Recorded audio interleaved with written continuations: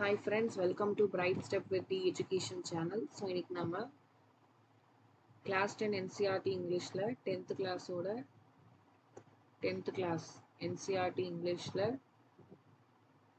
first flight bookல இருக்கிற 5th poetry தான் பார்க்க போறோம். 5th poetry எழுதியவர் வந்து ஜான் பெரிமன். இந்த poem பேர் வந்து The Ball Poem. ஸோ இந்த போமோட ஒரு சின்ன ப்ரீஃபான ஒரு இன்ட்ரடக்ஷன் சொல்லிடுறேன். ஒரு பையன் இருக்கான், அவனோட பாலை தொலைக்கிறான். இந்த போயட் வந்து அந்த பாயோட ரியாக்ஷனும் அவன் என்னென்ன செய்யறான்னு சொல்லிட்டு நோட் பண்ணி ஒரு போயமா எழுதியிருக்காரு. That's it. So actually ball போயம்னு ப்ரொனவுன்ஸ் பண்ணக்கூடாது, போம் அப்படின்னு ப்ரொனவுன்ஸ் பண்ணணும். Okay, let us start the chapter.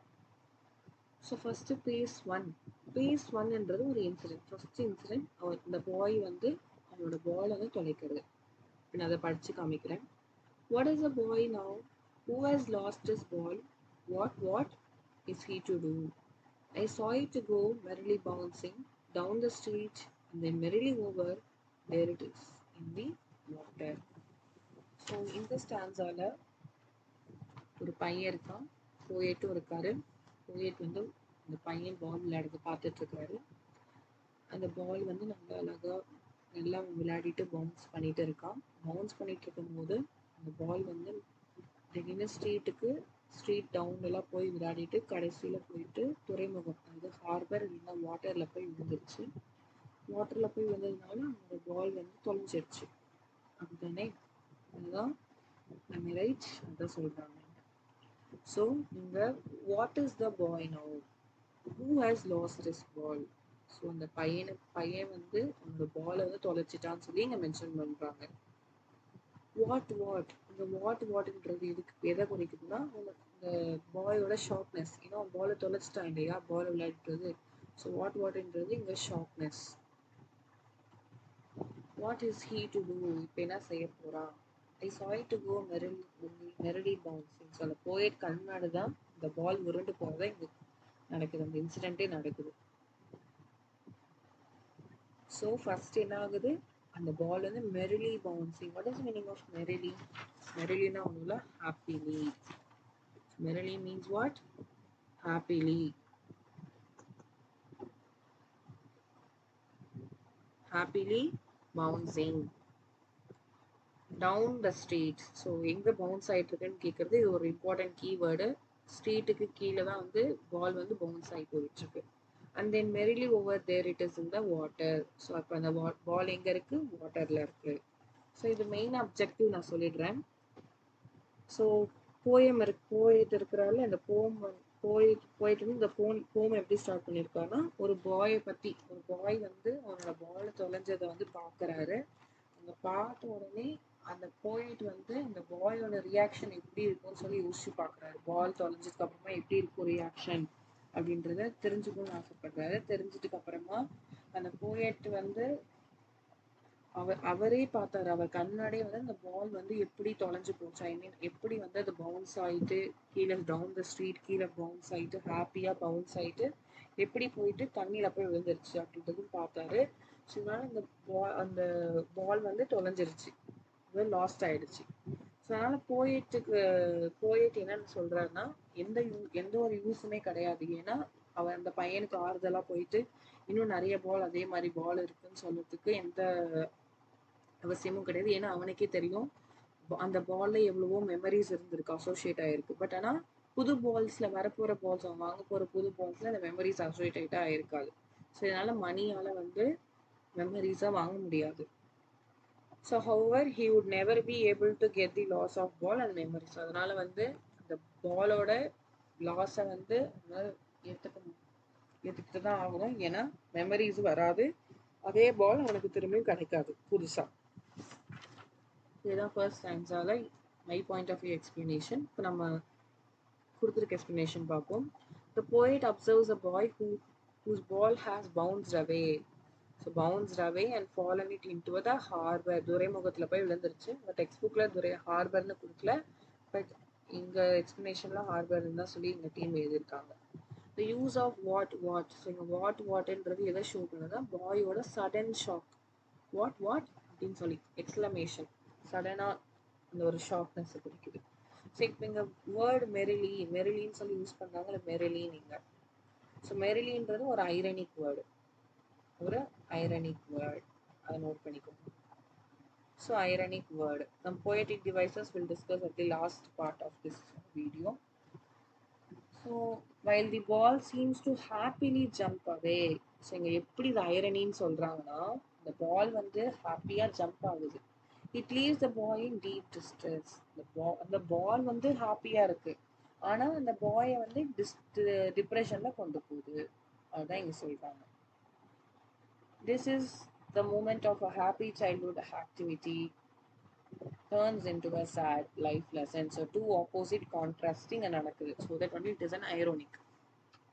So the first stanzaல குறிப்பிடப்பட்ட explanation. கொஞ்சம் திரும்ப திரும்ப நீங்க பார்க்கும்போது நிறைய வீடியோஸ் ரெஃபர் பண்ணும்போது you could able to master this poem. So next is stanza 2. Stanza 2ல the internal அவன உள்ள இருக்கிற ரியாக்ஷன், அவன் வெளியே காட்டிக்கல, அவன் உள்ள அவன் எப்படி யோசிக்கிறான் அந்த பையன் அப்படின்றத பார்ப்போம். An ultimate shaking grief fixes the boy as he stands rigid, trembling, staring down all his young days into the harbor where his ball went. So இந்த செகண்ட் ஸ்டான்ஸால தான் இந்த ஹார்பர்னு சொல்லி வேர்ட் கொடுத்துருக்காங்க. ஹார்பர் ஸ்பெல்லிங் வந்து HARBOUR, இங்கே BORன்னு இருக்கு American இங்கிலீஷில். But better to right HARBOUR. இங்கே இருக்கிறத எழுத வேணாம், இங்கே இருக்கிறத எழுதிக்குவோம்.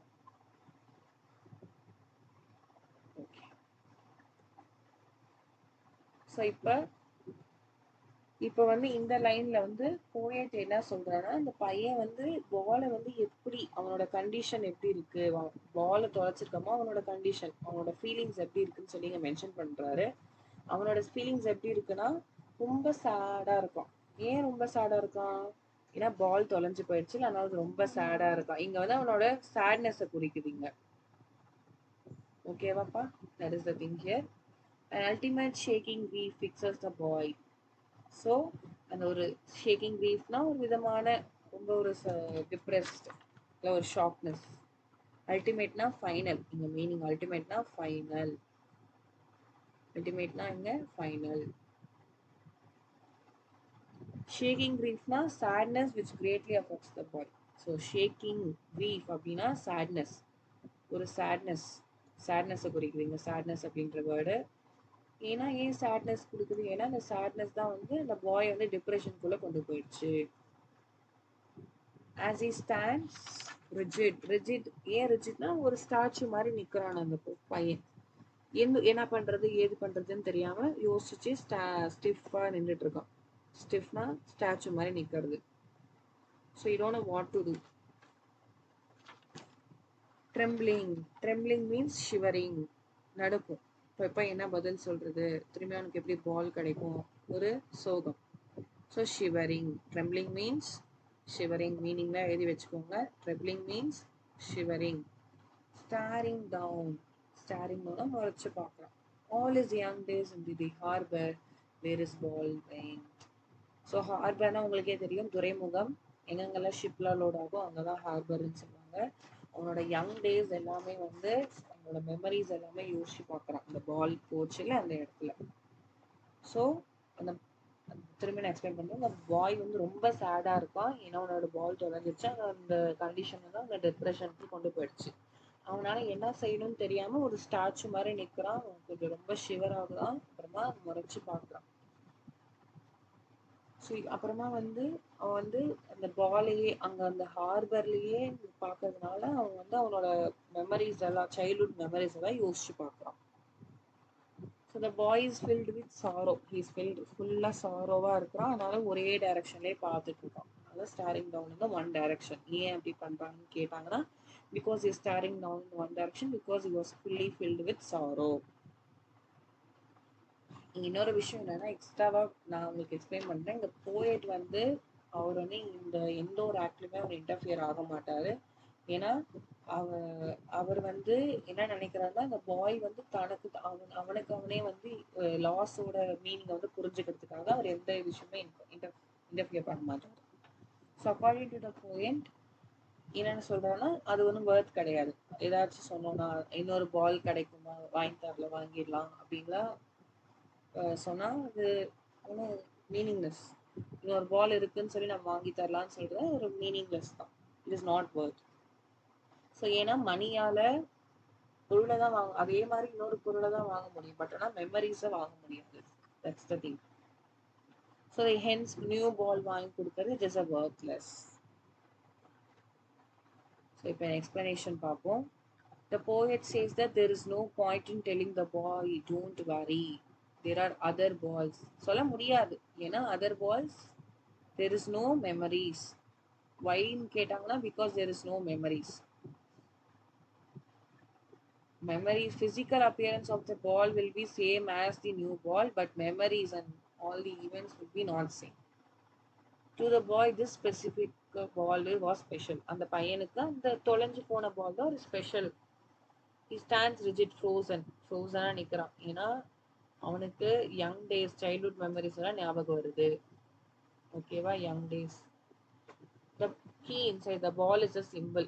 So ball is a symbol. When the ball sinks into the water, the boy feels as if the entire childhood is sinking. என்ன சிக்னிஃபிகன்ஸ்னா, இந்த பால் வந்து ஒரு சிம்பிள் மாதிரி இங்க கன்சிடர் பண்ணப்படுது. என்ன சிம்பிள் மாதிரினா, இப்போ இந்த பால் வந்து தண்ணியில மூழ்கின மாதிரி இந்த பால் இருந்த மெமரிஸ், சைல்ட்ஹுட், என்டையர் சைல்ட்ஹுட்டே வந்து தண்ணிக்குள்ள மூழ்கிடுச்சுன்னு சொல்லி கம்பேர் பண்றாங்க. So section 3, the lesson of responsibility.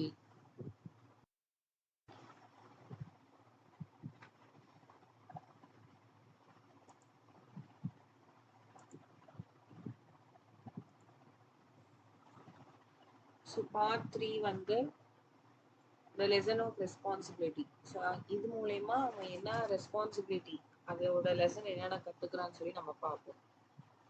I would not intrude on him. A dime, another ball is worthless. Now he senses his first responsibility in a world of possessions. People will take balls. Balls will be lost always, little boy, and no one buys a ball back. Money is external. So இப்போ அந்த பையன் வந்து மணி வந்து worthless அப்படின்னு சொல்லியிருக்கான். ஏன் மணி worthless? another ball is worthless, money worthless. So இங்க ரெண்டு விஷயங்கள் இருக்கு. ஏன் another ball is worthlessனா, அவன் அந்த பாலை தொலைச்சதுக்கு ஏங்க தெரியலன்னா அவனோட மெமரிஸ் அதை அசோசியேட் ஆயிருக்கு. ஸோ அதனால இன்னொரு பால்ல வந்து அந்த மெமரிஸ் இல்லைன்னா அந்த இன்னொரு பால் வந்து worthless தான், அதுக்கு மீனிங்கே கிடையாது. ஸோ அதனால அந்த போயட் வந்து என்ன நினைக்கிறாருன்னா, இன்னொரு பால் வாங்கிக்கலான்னு சொல்றதுக்கு வந்து worthless, அதுக்கு தேவையே இல்லை, அந்த வார்த்தைக்கான அர்த்தமே கிடையாது. அவனுக்கு எப்பவே தெரியும். அதுதான் திரும்ப திரும்ப நான் ரிப்பீட் பண்ணிட்டே இருக்கேன் உங்களுக்கு. ஸோ இப்போ அவனோட ஃபர்ஸ்ட் ரெஸ்பான்சிபிலிட்டி அவன் கத்துக்கிறான்.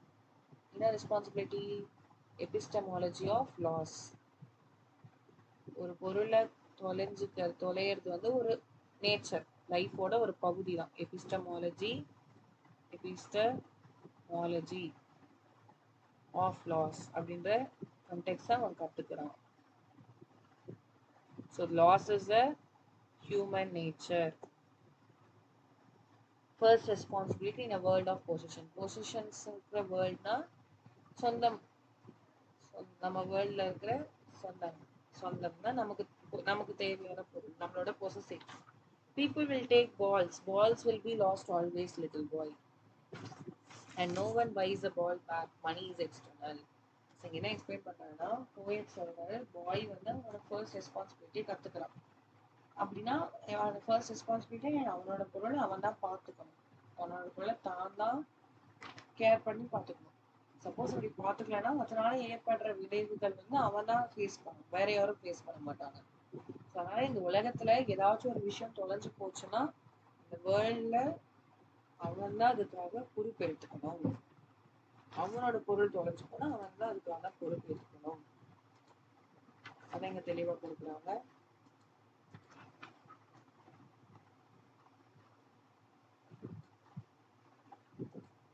ஸோ நெக்ஸ்ட் நான் எக்ஸ்பிளைன் பண்றேன். So the poet adds that balls will be lost many times. So balls வந்து எத்தனை டைம் வேணாலும் தொலைஞ்சு போயிட்டே தான் இருக்கும் மை டியர் பாய் அப்படின்னு சொல்றாரு. In other words, the poet wants to highlight that losses are a part of our lives. So losses தொலைஞ்சு போகிறது வந்து லாஸ், முன்னாடி சொன்ன loss is a part of life. Loss is a part of life. So it is a general thing.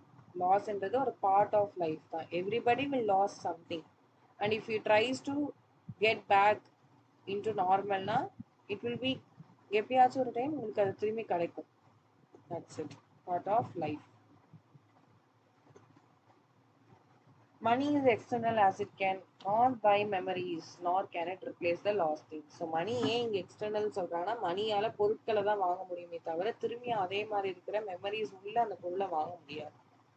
That's why they are teaching you. So in explanation பார்ப்போம். The poet decides that not to interface or offer money. A dime. Dime na money. What do you mean by the word dime here? Dime na money. Dime means money. Offer money. So அவனுக்கு அந்த பையனுக்கு மணி கொடுக்கறது எதுவுமே நல்ல idea இல்லைன்னு சொல்லி அவன் நினைக்கிறாரு. ஏன்னா அவனோட மெமரிஸ் வந்து ரீகெயின் ஆகாது. ஏன் ரீகெயின் ஆகாது? ஏன்னா அது இன்னொரு பால். அவன் ஏங்குற பால் வேற, வாங்கி தர புது பால்ல வந்து அந்த மெமரிஸ் இருக்காது. ஸோ அதனால அது worthless. Worthlessன்ற word you have to mention in your short answer or long answer. Because it won't have the same emotional connection. So ஒரே எமோஷனல் கனெக்ஷன் அந்த பாலுக்கும் இந்த புதிய பாலுக்கும் இருக்காது. So the boy is learning. இங்கே என்ன கீ பாயிண்ட்னா அவனோட ஃபர்ஸ்ட் ரெஸ்பான்சிபிலிட்டி. அவனோட ஏதாச்சும் ஒரு விஷயம் இந்த உலகத்தில் தொலைஞ்சு போச்சுன்னா அவன் தான் ரெஸ்பான்சிபிலிட்டி எடுத்துக்கணும். அவன் தான் அவனோட திங்ஸை பத்திரமா வச்சுக்கணும். In this world of possessions we must learn the things we love will be lost. So நம்ம எந்த பொருட்களை நம்ம நேசிக்கிறோமோ அந்த பொருள் எப்பயாச்சும் ஒரு வாட்டி தொலைஞ்சு போடுறோம்னு இயல்பு தான், ஒன்றும் புதுசு கிடையாது. And we cannot simply buy back the past of our feelings. அது சும்மா நம்மளால நம்ம இஷ்டத்துக்கு வாங்க முடியாது. அதுக்காக நம்ம தேடி பார்க்கணும், எல்லாமே செய்யணும். Money is external. மணி வந்து வேற விஷயம். மணியால பிசிக்கல் திங்ஸை மட்டும்தான் வாங்க முடியுமே தவிர மெமரிஸை லாஸ்ட் டைம்ல வாங்க முடியாது. Next they are explaining here. Section 4, the last part, the epistemology of loss. This is the theme of the poem. The line away the poem or entire theme. He is learning well behind his desperate highs, the epistemology of loss, how to stand up, knowing that every man must one day know, and most know many days how to stand up. So last லைன்ல poet இருக்கிறாரு. Poet என்ன suggest பண்றாருன்னா, so அந்த பாய் வந்து அந்த பாலை வந்து loss பண்ணதுக்கு அப்புறமா தான் அவனுக்கு அந்த மீனிங், லாஸோட மீனிங்னா என்னன்னு ரியல் மீனிங் அவனுக்கு அப்பதான் புரியுது. ஸோ அந்த பாய் வந்து அந்த லாஸை எப்படி அதை எதிர்கொண்டு அவன் எப்படி அதுக்கு அகேன்ஸ்டா ஸ்டாண்ட் பண்ணணும்னு சொல்லி அவன் கத்துக்கிறான். ஸோ இந்த போயட் என்ன சொல்றான்னா, ஒரு மனிதனுக்கும் எப்படி லாஸை வந்து எப்படி லாஸுக்கு அகெயின்ஸ்டா எப்படி விண்டு அந்த லாஸை எப்படி நம்ம ஈக்குவலைஸ் பண்ணணும்னு சொல்லி நம்ம எல்லாம் ஒரு மேனும் கத்துக்கணும். ஸோ அதே மாதிரி இந்த பாய் வந்து இந்த போம்ல கத்துக்கிறான். So every man must know, அதான் இங்க கொடுத்துருக்காங்க. ஸோ இப்போ அந்த பாய்க்கு true meaning and nature of loss வந்து புரிஞ்சிருக்கும். So explanation stanza wise, despite his desperate eyes, the boy is gaining wisdom. So அந்த பாயோட desperate eyes ஒரு மாதிரியா பாவம், டெஸ்பரேட்னா இட் இஸ் லைக் ஹோப்லெஸ், ஒரு மாதிரியா ஒரு நம்பிக்கை இல்லாத, ஏன்னா திரும்பி அவனுக்கு பால் கிடைக்காது. ஸோ ஹோப்லெஸ்ஸா இருக்கான். the boy is gaining wisdom. So அந்த பையனோட ஐஸ் வந்து ஹோப்லெஸ்ஸா இருந்தாலும் அவன் கொஞ்சம் விஸ்டம், புதுசா ஒரு விஷயம் நாலேஜை கத்துக்கிறான். is learning the epistemology of loss. அதாவது எப்படி வந்து லாஸை வந்து அண்டர்ஸ்டாண்ட் பண்றதுன்னு சொல்லி அவன் கத்துக்கிறான். So also is discovering how to stand up and move on after losing something precious. So the key insight தான் this is a universal truth. ஆமாம், இது வந்து யூனிவர்சல். எவ்ரி ஹியூமன், ஒரு ஹியூமனும் கண்டிப்பா லாஸை வந்து எதிர்கொள்றது, லாஸ் வந்து நடந்துதான் செய்யும். அதை எப்படி எதிர்கொள்ளும் சொல்லி எல்லா ஹியூமனும் கத்துக்கணும். So that is a real test of maturity and able to survive the loss and keep going. So இப்போ நம்ம சம்மரி டேபிள் கொடுத்துருக்கேன். ஸ்டேஜ், ஸோ மொத்தம் இங்கே 4 ஸ்டேஜ் கொடுத்துருக்கேன். லாஸ்னா என்னன்னா என்ன நடந்திருக்கு, What happens? Last நாள் என்ன நடந்திருக்கு? The ball falls into the harbor. ஹார்பர்ல இங்க கூட ஹார்பர் ஸ்பெல்லிங் HARBOR தான் கொடுத்துருக்காங்க. Both the spellings are correct only. That lesson, nothing lasts forever. So அந்த பால் வந்து தொலைஞ்சு போறதுனால இங்க அவன் என்ன கத்துக்கிறான்னா, எப்பயுமே எந்த ஒரு பொருளும் வந்து கண்டினியூஸா இருக்காது. லாஸ்ட் forever எப்பயுமே இருக்காது. கிரீஃப்னா the boy stands trembling and rigid. So கிரீஃப்னா அந்த ஒரு உணர்வு, அந்த ஒரு பதற்றம்.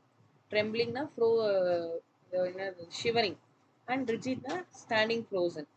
அதுக்காக என்ன அவன் வந்து கான்சிக்வன்ஸ் ஃபேஸ் பண்றான் அவனுக்குள்ள. It is okay to feel the weight of loss. Lesson நம்ம கத்துக்கிறோம். Wisdom, he realises no one buys a ball back. The past cannot be replaced by money. That is a knowledge he is learning. ரெசிலியன்ஸ்னா அது எப்படி stand up பண்ணணும், அதுக்கு எப்படி அகேன்ஸ்டா அது எப்படி நம்ம அந்த ப்ராப்ளமை சால்வ் பண்ணணும். That is he learns how to stand up. லெசன்னா life must go on despite the fear of loss. The thing. So poetic device la anaphora, this is the repetition of a word or phrase at the beginning of a successive lines or clause. For example, what first stanza la irukum parunga. What na solradha mark panikonga. What is the boy now? Who has lost his voice? What is he to do? So inga வந்து what இருக்கு. So நீங்க screenshot எடுத்து வச்சுக்கோங்க, explanation யூஸ்ஃபுல்லா இருக்கும். Stanza 2ல அதே மாதிரி alliteration இருக்கு. அலிட்ரேஷன்னா wise a ball back, wise a ball back B sound. அதே மாதிரி வாட் W சவுண்ட். நெக்ஸ்ட் அசின்டேட்டான்னா writings that omits conjunctions omit பண்றது அசின்டேட்டான்னு சொல்லுவாங்க. Time another ball is worthless. அங்க வந்து அண்டுன்ற வார்த்தை கிடையாது. ஸோ அண்டுன்ற வார்த்தை வந்து கிடையாது, இல்லை. டைம் அண்ட் அனதர் பால் இருக்கும், அங்கே இல்லை. ஸோ தட் வந்து கன்ஜெக்ஷன் ஆப்சென்ட்னா அசின் ஆன் அப்படின்னு சொல்லுவாங்க. ரெப்புடேஷன்னா பால்ஸ் எப்படி லாஸ்ட் ஆல்வேஸ், அதுக்கு ரெப்புடேஷன் சொல்லலாம். பால்ஸ்ன்ற 2 வேர்டு வந்து ரிப்பீட் ஆகுது. என்ஜாய்மெண்ட்னா when a sentence continues across the line without a pause, punctuation இல்லாதது. I saw it to go merrily bouncing down the street and then merrily over there is அந்த poetic linesல கண்டினியூஸாவே punctuation mark இல்லாம ஒரு line இருக்கும். அதுதான் enjoyment. Next personification, giving human characteristics to நான் human object. அதாவது இந்த பாலுக்கு வந்து மெரிலி ஹாப்பியா பவுன்ஸ் ஆகுதுன்னு சொல்றாங்க, அதான் இங்க கொடுத்துருக்காங்க. அதுதான் பர்சானிஃபிகேஷன். மெட்டஃபர்னா 2 திங்ஸை கம்பேர் பண்றது, லைக்கும் ஆஸும் யூஸ் பண்ணாம கம்பேர் பண்றது. All is young days in to the harbour. So அந்த லைன் வந்து மெட்டஃபோர்னு வரும். ஏன்னா அந்த பால் இஸ் a metaphor for the boy's childhood. ஸோ இங்க அந்த பாலை வந்து அந்த பாயோட சைல்ட்ஹுட்டோட கம்பேர் பண்றாங்க. இமேஜரினா the use of descriptive language that creates a mental picture. Stands, rigid, trembling, staring down, இதெல்லாம் வந்து ஒரு இமேஜரினா அந்த மாதிரி நம்ம இமேஜினேஷன் பண்ணி பார்க்குறோம் அந்த இமேஜை. That's why. ஸோ இதோட இந்த poetic device முடியுது. Thank you for watching. Please subscribe, like and share. If you have any doubts, please comment. Thank you.